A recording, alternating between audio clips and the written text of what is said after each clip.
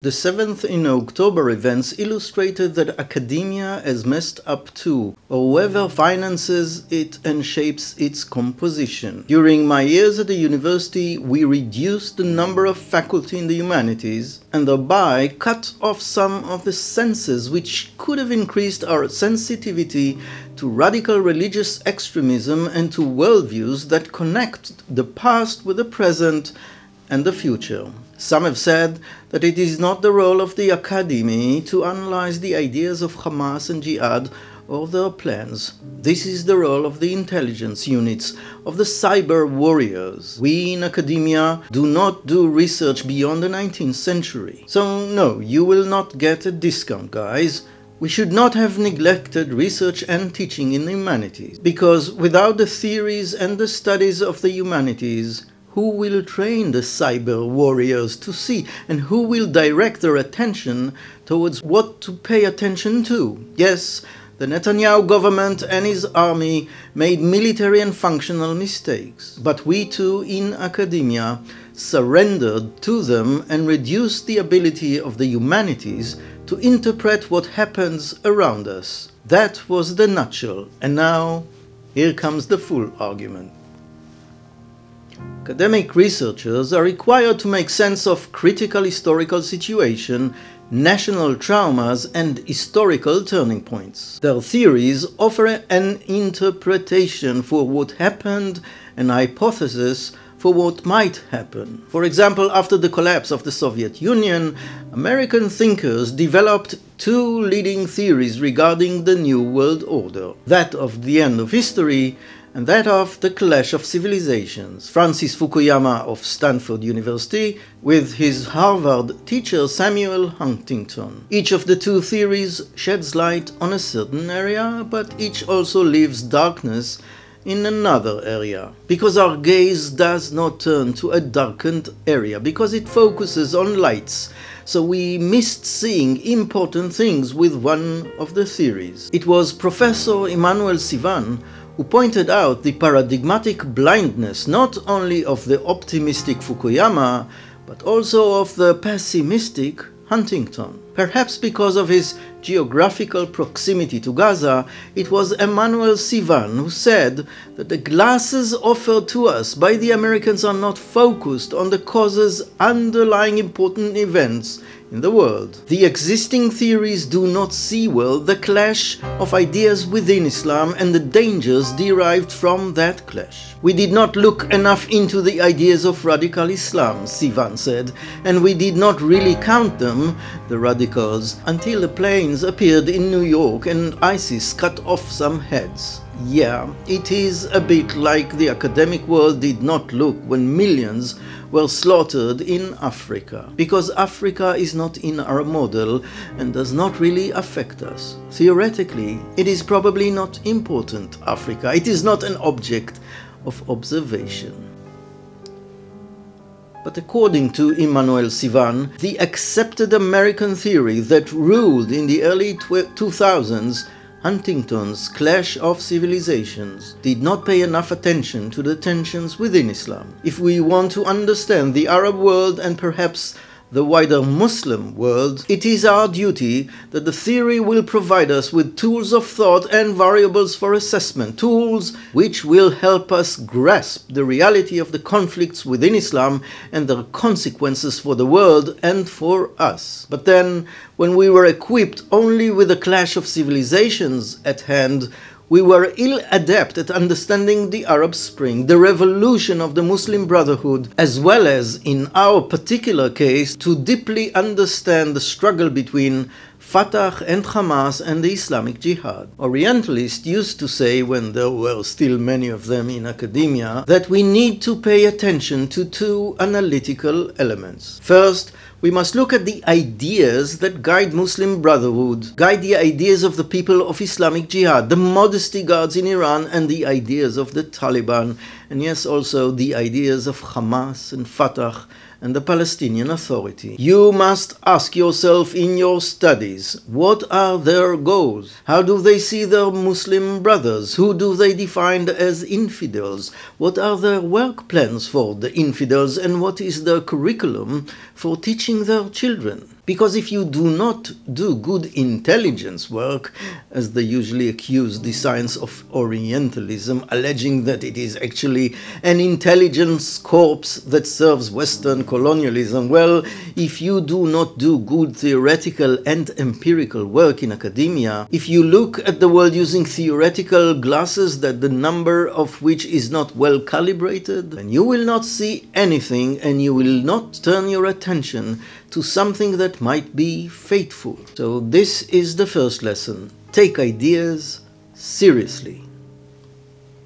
And the second analytical thing that the Humanities said, when there was still room in the Humanities faculty on the campuses of the West, well, they warned that we should not sink into what is called presentism. That is, that the happenings of the present must be explained first and foremost in terms of the geopolitics of the present. No, said the humanists, if you want to understand the present, you must study the past in depth.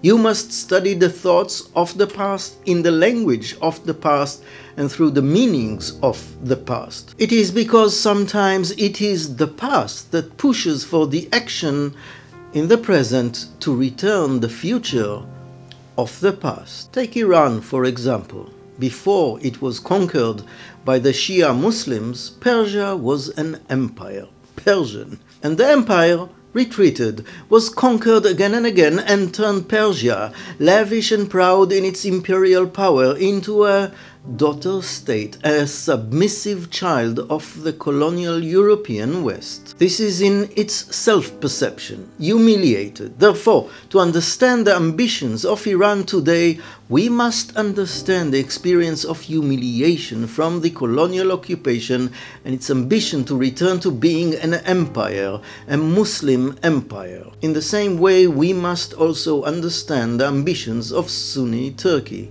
Erdogan seeks to return the crown to its former glory. He wants to bring back the Ottoman Empire. He wants Turkey, whose territory has been reduced so much by the invasions of others, to return to the border of Vienna. But if Europe allows no strudel, then at least expand back to the border of Egypt, including, yes, the entity, the Zionist state of Israel. Yes, the humanities, when there were enough of them in the faculty, taught us that without understanding the past, it is impossible to understand the future aspirations of religions and peoples, and in any case, not their work plans in the present. Presentists' theories will hit the wall. They would be surprised by the return of ideas from millennia ago.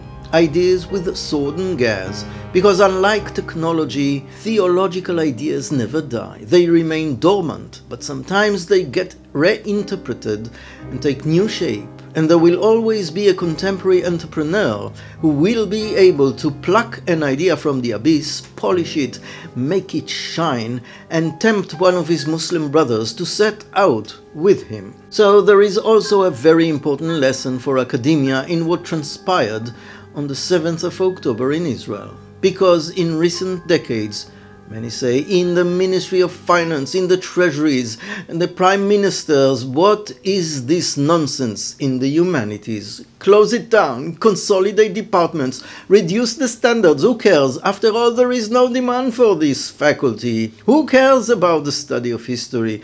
Arabic literature, what are all these small classes with 2.5 students in each? It's a waste of money, said the presentists, the people of the present, the people of money and efficiency in academia. And so one university after another reduced resources for research and teaching in the humanities. But by this way, with the reduction of standards and the space for theoretical thinking in humanities, academia has inadvertently also increased the areas of blindness in relation to the ideas operating in the world and their roots in the past, and to their consequences in the future. We have greatly reduced the tracking of ideas from east and west, from north and south, from past through present and into the future. The shrinking of the humanities was done perhaps out of a thought, out of a paradigmatic assumption that only money makes a difference in the world. Modernizations, computers, TikTok. The strategy we adopted in Israel, for example, was high-tech and computer science. The humanities, they said, are a waste of time and resources. But as Emmanuel Sivan and other Orientalists taught us, blindness to the ideas of Islam may challenge us much more than the cost of gasoline.